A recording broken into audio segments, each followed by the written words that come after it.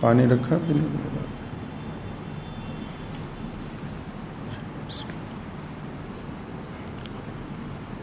بسم اللہ الرحمن الرحیم۔ شروع اللہ تعالیٰ کے نام سے جو بڑا مہربان اور نہایت ہی رحم کرنے والا ہے۔ تمام حضرات درود شریف پڑھیں بھائی۔ اللہم صلی علی محمد وعلی آل محمد کما صلیت علی ابراہیم وعلی آل ابراہیم انک حمید مجید۔ اللہم بارک علی محمد وعلی آل محمد کما بارکت علی ابراہیم وعلی آل ابراہیم انک حمید مجید۔ ہر بزم میں تمدن ہے ضیا بار ہمیں سے، ہر بزم میں تمدن ہے ضیا بار ہمیں سے، قائم ہے یہاں گرمی بازار ہمیں سے، حقدار تو ہیں فصل گلستان کے بہت لوگ، حقدار تو ہیں فصل گلستان کے بہت لوگ، ہے عرض چمن خوں کی طلبگار ہمیں سے۔ اللہ کے پیارے نبی حضرت محمد رسول اللہ صلی اللہ تعالیٰ علیہ وسلم نے ہر لحاظ سے تمام انسانوں کی رہنمائی فرمائی۔ قرآن پاک جب نازل ہوا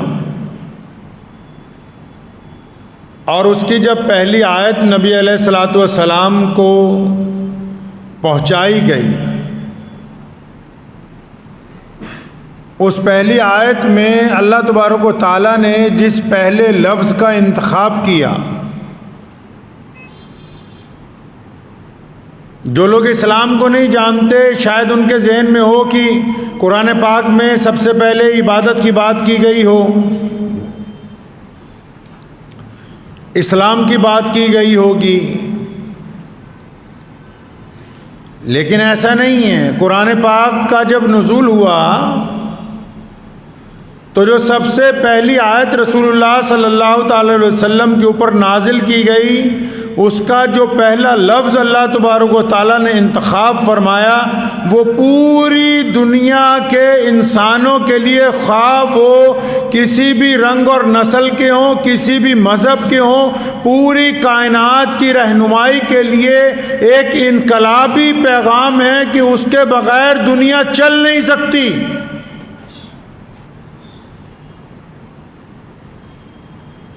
اسلام جو ہے وہ مسلمانوں کی قیادت کے لیے نہیں، اللہ تبارک و تعالیٰ نے رسول اللہ صلی اللہ علیہ وسلم کو جو بھیجا پورے عالم کے لیے رحمت بنا کے بھیجا۔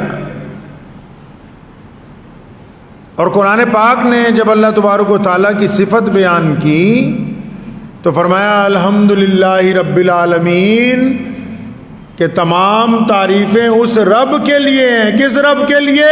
فرمایا جو تمام جہانوں کا پالن ہار ہے۔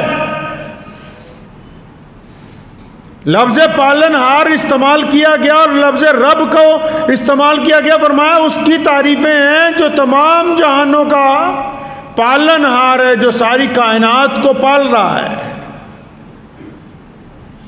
تو اللہ تبارک و تعالیٰ نے قرآن پاک میں جو پہلا لفظ منتخب کیا، جتنی تعریف کی جائے اس کے لیے کم ہے، جتنی تفسیر کر لی جائے وہ کم ہے۔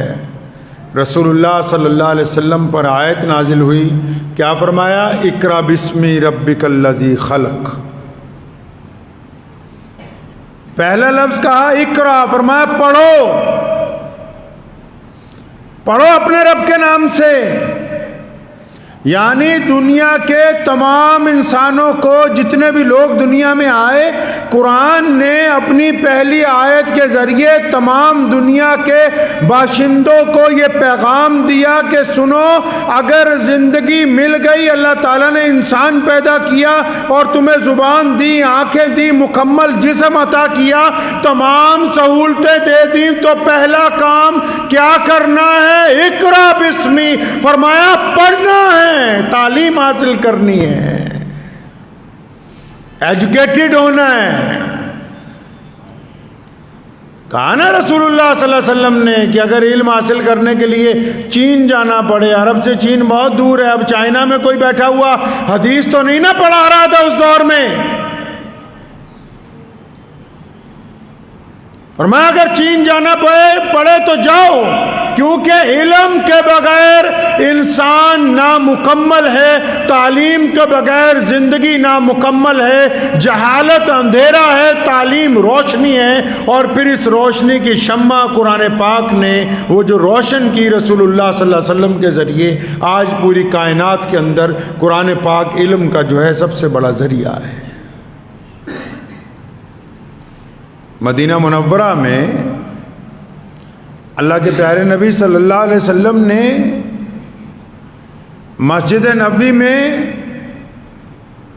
مدرسہ بنا دیا، جس کو اصحاب صفہ کا چبوترا کہا جاتا ہے۔ اس دور میں بڑے بڑے لوگ جو تھے، ان کے رواج تھا کہ ان کے محلوں میں، کوٹھیوں میں اچھے لوگ پڑھانے کے لیے جاتے تھے ان کے بچوں کو، اور غریب کے بچے ادھر ادھر پھرتے تھے بس۔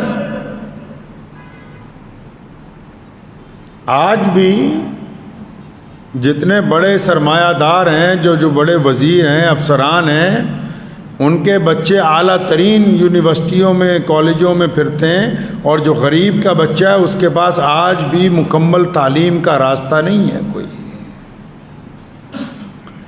رسول اللہ صلی اللہ علیہ وسلم نے بنیاد رکھی کہ سب کو پڑھانا ہے۔ اسلام کی ابتدا میں یہ رواج ڈالا گیا کہ یہ مسجدیں صرف عبادت کا ذریعہ نہ بنے، صرف نماز اور اذان کے لیے نہ بنائی جائیں، اور صرف یہاں پر پنجگانہ نمازیں نہ پڑھائی جائیں، بلکہ جہاں جہاں عبادت گاہیں تعمیر کی جائیں ان میں باقاعدہ وقت مقرر کیا جائے، تاکہ لوگ اس سے پڑھائی، اس سے علم حاصل کریں ان عمارتوں سے۔ تو تعلیم سے کیا فائدہ ہوتا ہے جی؟ تعلیم سے انسان بنتا ہے، اس کے پاس تہذیب آتی ہے، تمدن آتا ہے، سلیقہ آتا ہے زندگی گزارنے کا، اچھے برے کی تمیز آتی ہے، حلال و حرام کی تمیز پیدا ہوتی ہے، مظلوم کی مظلومیت سمجھ آتی ہے، ظالم کا تعارف بھی ہوتا ہے۔ ہمارے ملک میں کئی سو سال پہلے جب مدرسوں کا قیام شروع کیا گیا تو اس کا نظریہ اس وقت صرف یہ نہیں تھا کہ ان بچوں کو صرف ہم قرآن پڑھا رہے ہیں، حدیث پڑھا رہے ہیں، بلکہ تمام قوموں کے لیے مدارس کے دروازے کھلے رکھے گئے، تاکہ تعلیم کا جب کوئی ذریعہ نہیں تھا تو مقصد یہ تھا کہ ہر آنے والا یہاں سے علم حاصل کرے، جس کی زندہ دلیل یہ ہے کہ ایک دو نہیں لاکھوں غیر مسلموں نے اس دیش کے مدرسوں میں علم حاصل کیا۔ ان میں بہت سارے لوگ چوٹی تک پہنچے، جن میں بابو راجندر پرساد سابقہ راشٹرپتی بھارت بھی موجود ہیں، جنہوں نے مدرسے کے اندر تعلیم حاصل کی ہے۔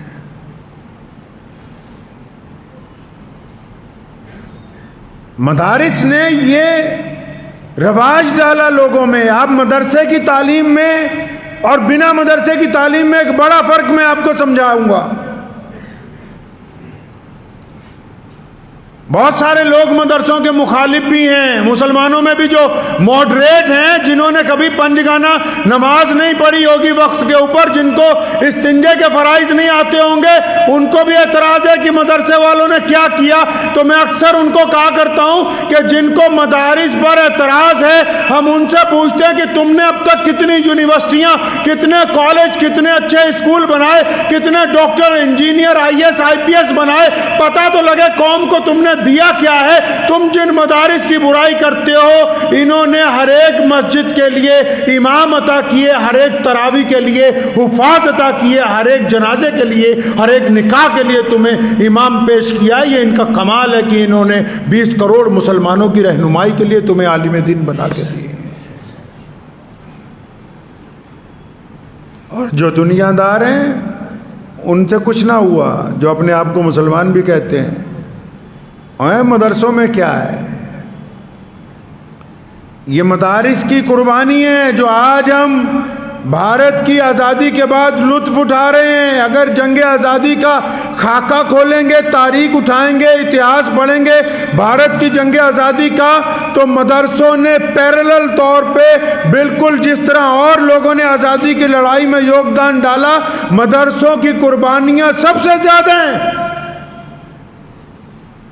ایسے لوگ تیار کیے جنہوں نے اس ملک کی آزادی کے لیے انگریز کی جڑیں کھوکھلی کر دی، انگریز کو ناکو چنے چبوا دیے۔ مدارس سے پڑھ کے نکلنے والے لوگوں نے انگریز کو اس ملک سے جانے پر مجبور کیا۔ ان کو یہ سبق کس نے پڑھایا؟ ان کو یہ درس کس نے دیا کہ اپنے ملک کے لیے قربانی دے دو؟ جیلیں کاٹی، اتنی کاٹی کہ 362 سال کا اتہاس ہے صرف مدرسوں کا، جنہوں نے انگریز کے ساتھ ٹکر لی ہے اس ملک کی آزادی کے لیے۔ ایک آدھے دن کا نہیں ہے، 1-2 سال کا نہیں ہے، 362 سال تک قربانی پیش کی۔ اور کیا ساتھ میں کمال کر دیا؟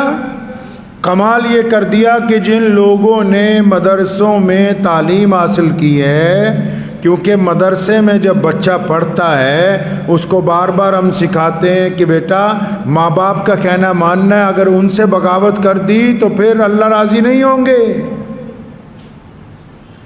جب بچہ مدرسے میں پڑھتا ہے اس کو روز سمجھاتے ہیں کہ حرام نہیں کھانا، حرام کام سے کمائی کریں گے تو اللہ راضی نہیں ہوں گے۔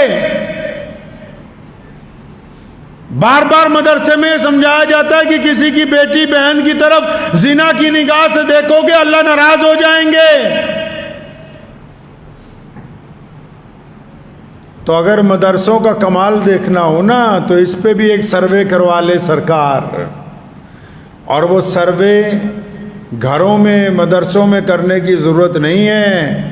جتنے اولڈ ہوم بنے ہوئے ہیں نا، جہاں بڈھے اور بوڑھی عورتوں کو رکھتے ہیں، وہاں جا کے سروے کر لیجئے۔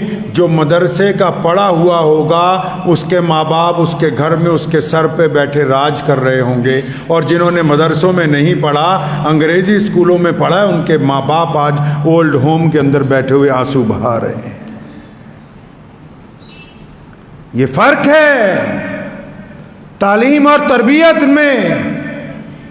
یورپ سے آنے والوں نے جو ہمیں تربیت دی، انہوں نے کہا ہے کہ اپنا کیریئر بناؤ، اور ایسا کیریئر بناؤ کہ تم بڑے آدمی بن جاؤ، پیسہ ہو، دولت ہو، ترقی ہو، کرسی ہو۔ اور ہم نے ان کے چکر میں جب کیریئر بنانے لگے، کیریئر بناتے بناتے 40 سال گزر گئے، کریکٹر کی جو ہے ایسی تیسی پھر گئی، کریکٹر کا بیڑا غرق ہو گیا، رشتہ داریاں بھی ختم ہو گئی، یار دوست بھی چھٹ گئے، ماں باپ بھی چھٹ گئے، بھائی بہن بھی چھٹ گئے۔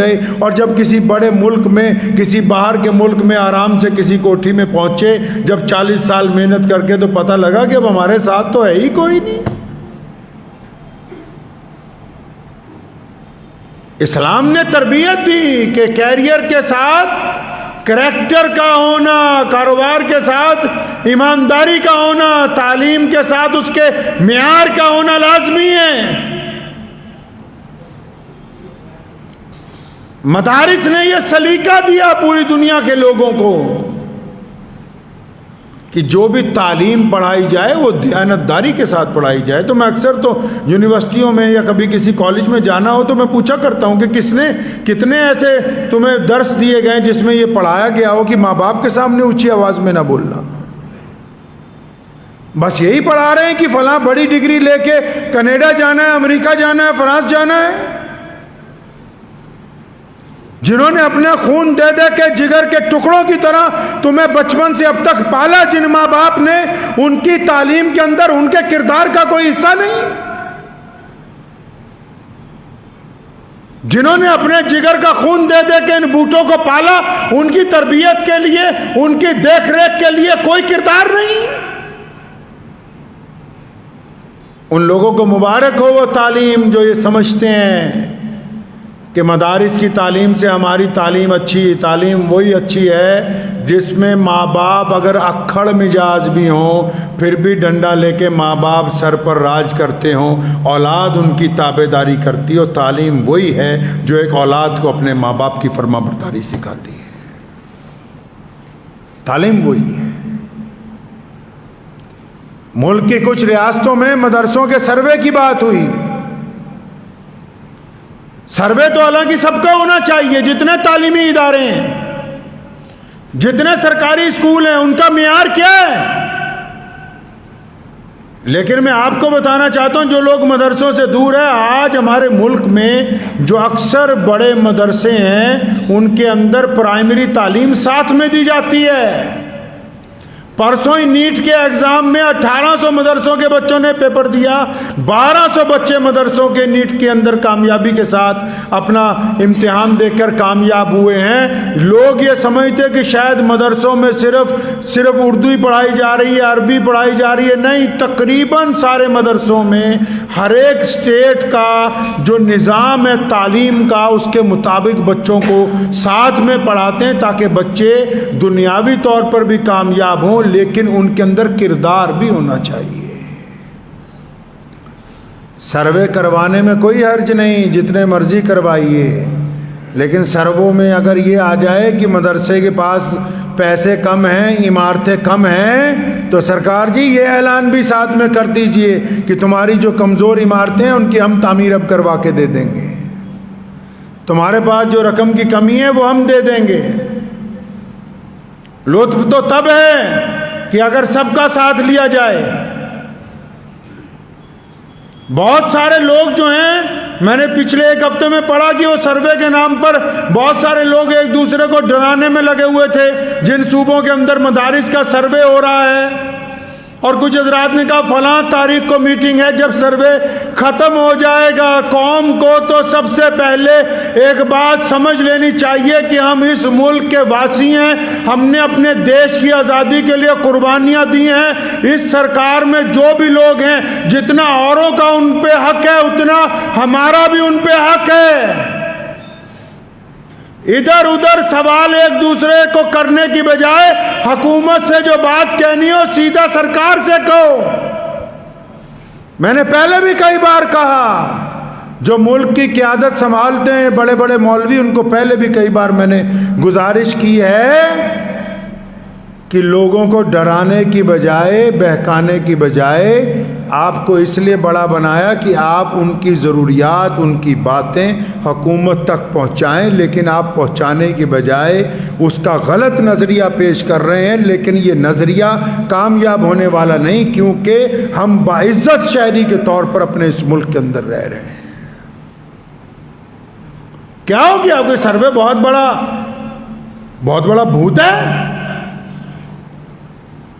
جو کرنے والے ہیں ان کو کہیں 4-5 سوال ہمارے بھی بیچ میں رکھ لیں، کیونکہ مدرسوں کے بیچ میں تو سرکار کو شاید پتہ نہ ہو یا نہ بتاؤ، مسجدوں میں، مدرسوں میں داڑھی منڈوں کی تو 30 ممبروں کی کمیٹیاں بنی ہوئی ہیں مولویوں کے اوپر ماشاءاللہ۔